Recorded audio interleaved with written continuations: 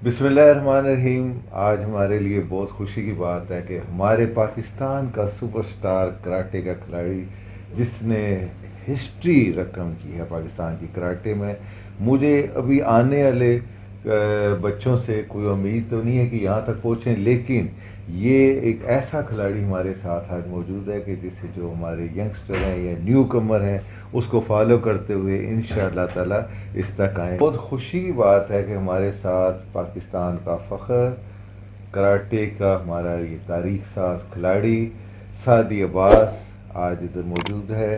जी अस्सलाम वालेकुम सादी। वालेकुम सलाम सर, कैसे हो यार? अल्लाह का शुक्र। अच्छा, बिलाखिर आपने मेरे चैनल पे मेरे व्यूवर्स को टाइम दे ही दिया। सर इंतज़ार आपका ही कर रहे थे कि आपका मौका देंगे सर, हम तो आपके जब बोलेंगे आपके लिए हाजिर है। अच्छा, मेरा इंतज़ार कर रहे थे, मैं आपका कर रहा था। बहरहाल अच्छा हुआ। अच्छा सादी, मैं वो जो हमारे ट्रेडिशनल किस्म के सवाल हैं कि कैसे आपने शुरू किया, ये उस पर वक्त नहीं ज़ाया करूँगा आपका।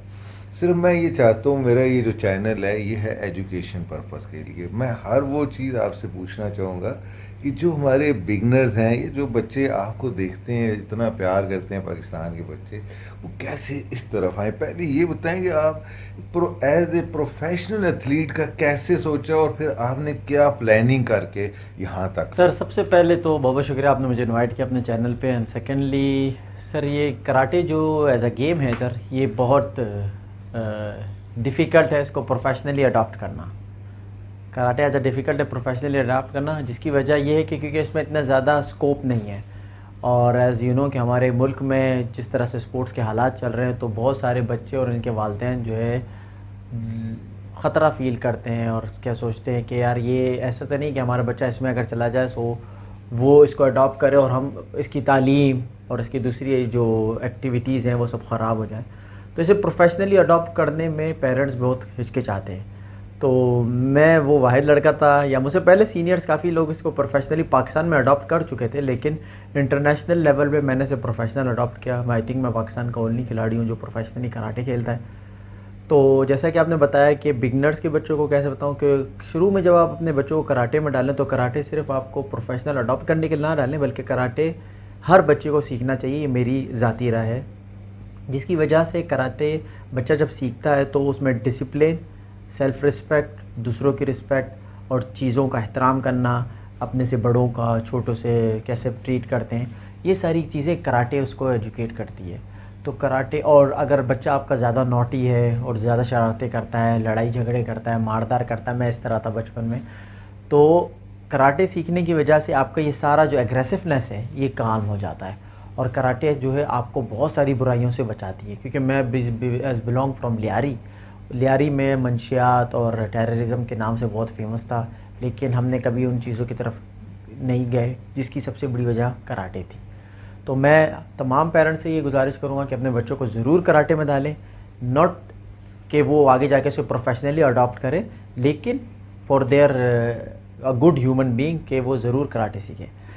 सेकेंडली, आप फर्दर जैसे आगे जाएं और आप अपने बच्चे में इंटरेस्ट देखें कि अगर वो कराटे में इंटरेस्ट ले रहा है तो आप उसकी सारी एक्टिविटीज़ पे गौर करें, उसकी कोचेज़ की एक्टिविटीज़ पे गौर करें कि वो उसे किस तरह खिला रहे हैं, और आप उससे अप टू डेट सारी चीज़ें पूछा करें। और आप ख़ुद भी, मैं पेरेंट्स से गुजारिश करूँगा कि आप ख़ुद भी, आजकल ऑनलाइन इंटरनेट पे हर चीज़ मौजूद है, आप ख़ुद भी देखा करें कि हमारा बच्चा किस तरह जा रहा है और आगे उसे किस लेवल पर पहुँचना है।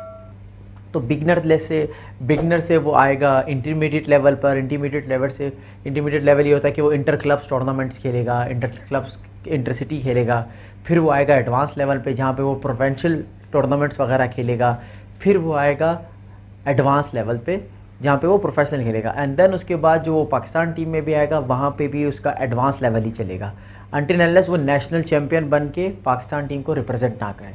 जब वो पाकिस्तान टीम को रिप्रेजेंट करेगा then it will be his elite और हर एलीट लेवल, और एलीट लेवल की ट्रेनिंग आपको आपके नेशनल टीम में ही मिल सकती है। जब आपका बच्चा पाकिस्तान की नुमाइंदगी कर चुका तो आप उस टूर्नामेंट में जाएं, अगर आप ना जा सके आपका बच्चा जाए तो उससे पूरा फीडबैक लें कि वो कैसे जीता, क्या ट्रेनिंग उसने की, वहाँ पे कैसे थे, वहाँ पे कौन कौन उसके सामने आए थे, उनकी क्या फैसिलिटीज़ थी, आपकी क्या फैसिलिटीज़ थी।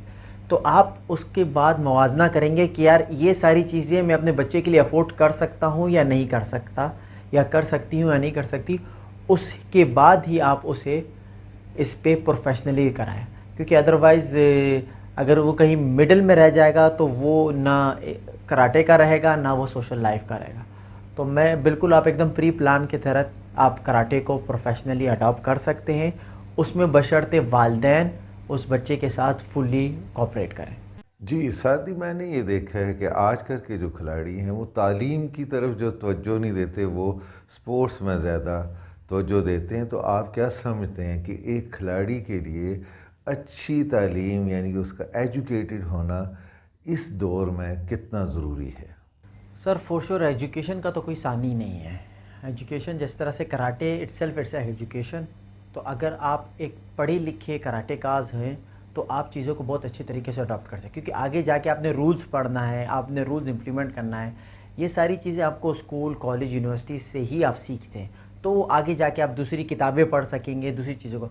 अगर आप एजुकेशन से ही दूर रहेंगे तो आप कभी अच्छे कराटे के खिलाड़ी नहीं बन सकते।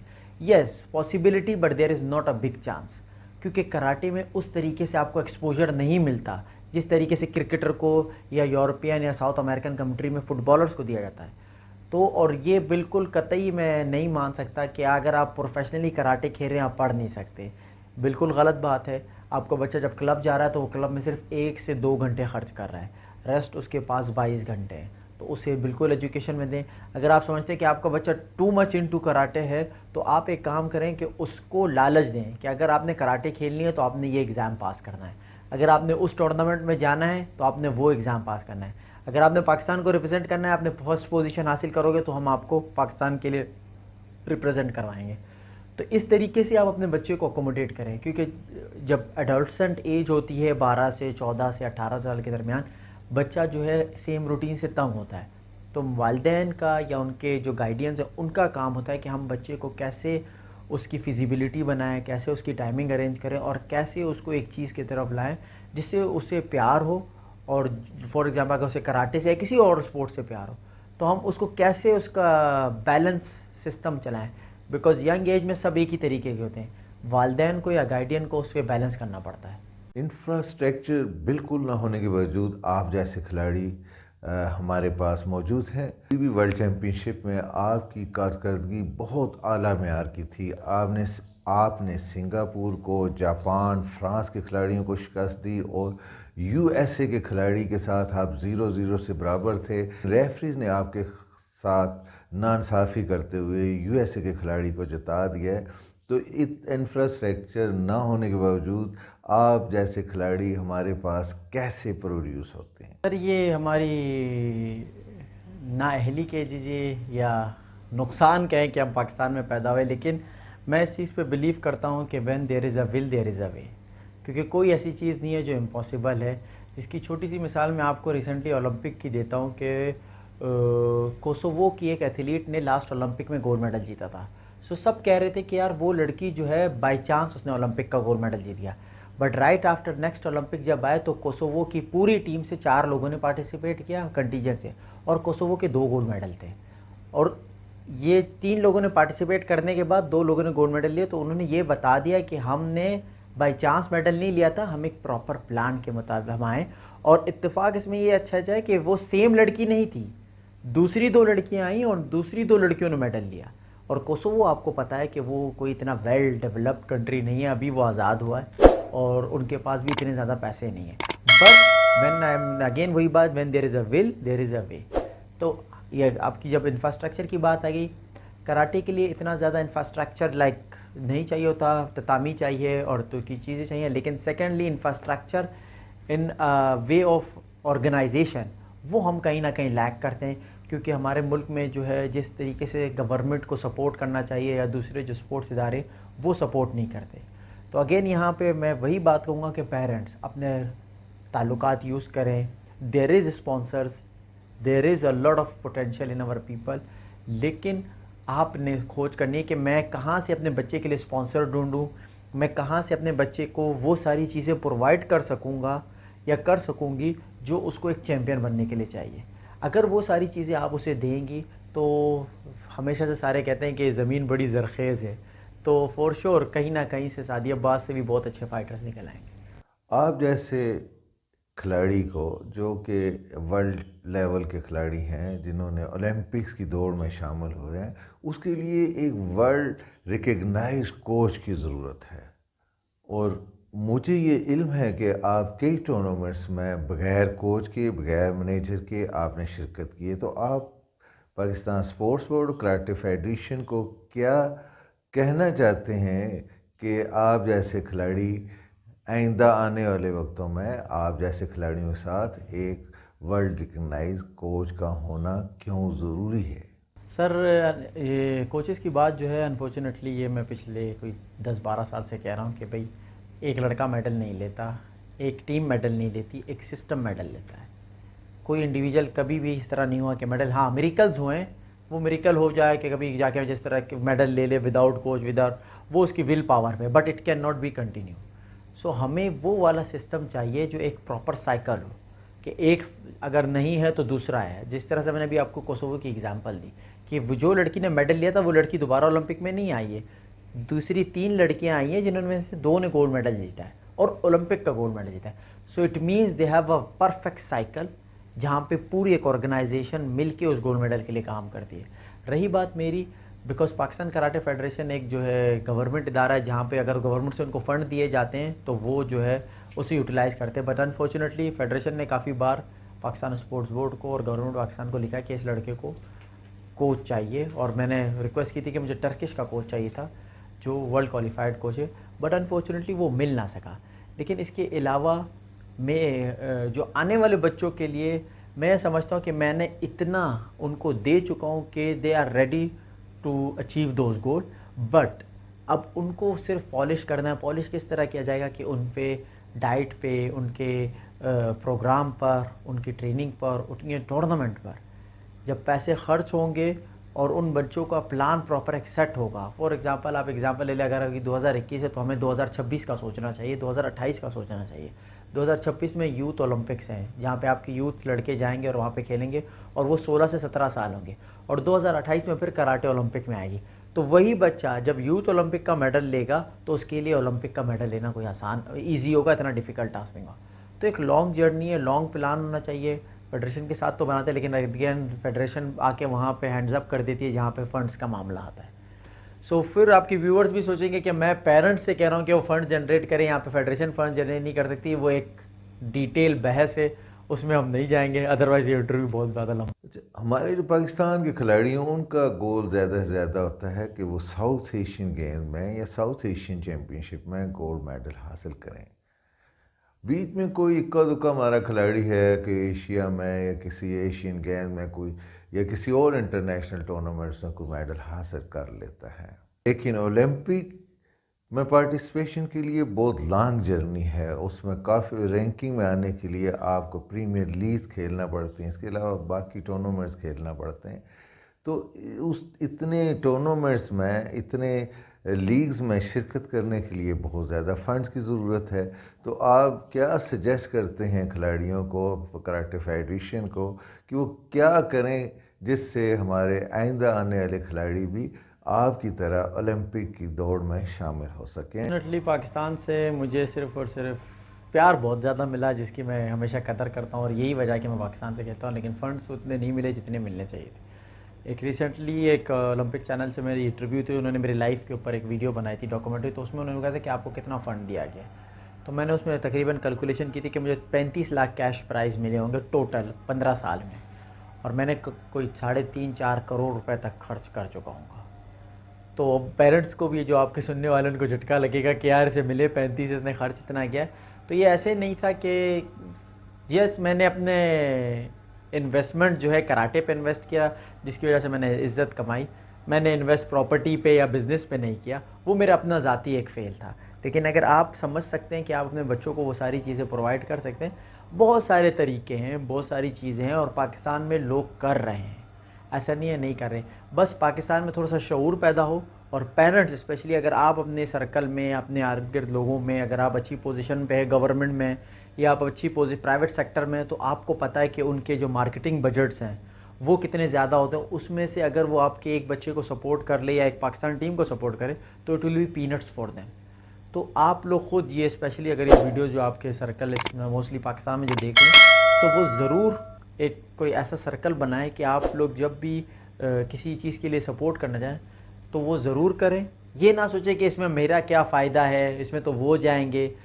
कभी कभी किसी और के लिए भी काम करने में खुश होया करें, ताकि फ्यूचर में हो सकता है वो रिटर्न आपकी औलाद या आपके बच्चे या आपके स्टूडेंट्स को मिले। तो इस तरीके से अगर हम चलेंगे तो हम एक फ़ैमिली की तरह काम करेंगे, और बिला तफर्रुक जो है हम इसी तरह आगे बढ़ेंगे, तो पाकिस्तान में कुछ ना कुछ हो सकता है। अदरवाइज़ जो है बहुत मुश्किल है सर। मेरे सामने आपने कई दफ़ा कई टूर्नामेंट्स इंटरनेशनल में पार्टिसिपेट किया, मैं एज ए रेफरी वहाँ पे मौजूद होता था। देखा है कि रेफरी आपके साथ नाइंसाफ़ी कर जाते हैं, तो आप फिर किस तरह अपने आप को कम बैक करते हैं, एक दफ़ा फिर नए जोश जज्बे के साथ नेक्स्ट कमिंग टूर्नामेंट में आ जाते हैं? ये कैसे मुमकिन होता है? से मेरी मेरी मेरी जो ज़ात है, उस पर एक चीज़ मैंने अपने पर अडॉप्ट किया है कि नाउमीदी जो है वो कुफ़र है। अगर मैं नाउमीद हो जाऊंगा तो इसका मतलब है मैं कुफ़र कर रहा हूँ, मेरा अल्लाह ताला से ईमान हट गया। तो इसीलिए तो कभी मैं नाउमीद नहीं होता। या जो चीज़ आप as a being a human being, as a being इंसान, और एज बीइंग अ मुस्लिम, हमें सिर्फ कोशिश करना चाहिए। नतीजा जो है ऊपर वाले के हाथ में। तो आप अपनी कोशिश करें नेक दिली के साथ, जितना हो सकता है लोगों को दें।